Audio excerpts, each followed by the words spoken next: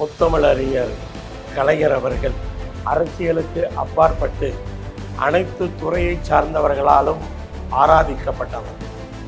ஒரு உயர்ந்த உலகத் தலைவர். பல்வேறு திட்டங்களை அவர் முதலமைச்சராக தமிழகத்திற்கு நிறைவேற்றியிருந்தாலும் ஒரு உச்சகட்டமாக நான் பார்ப்பது சமூக நீதியை நிலைநாட்டியது.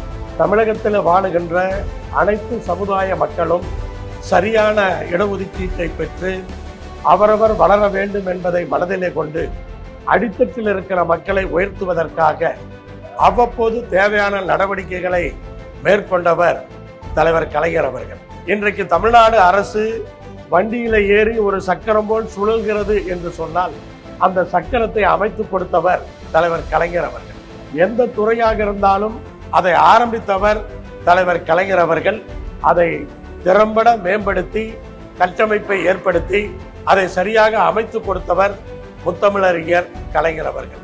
அப்படிப்பட்ட முத்தமிழறிஞர் கலைஞர் அவர்களுக்கு இன்றைக்கு புகழ் சேர்க்கும் வகையிலே இந்த நிகழ்ச்சி 100 ரூபாய் நாணயம் வெளியிடப்படுகிறது என்று சொன்னால் கண்டிப்பாக அத்தனை பேருக்கு மகிழ்ச்சி.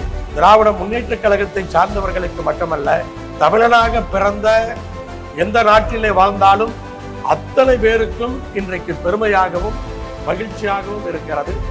அவர் புகழ் நிரந்தரமாக இருக்கும். அவர் புகழ் ஓங்குக.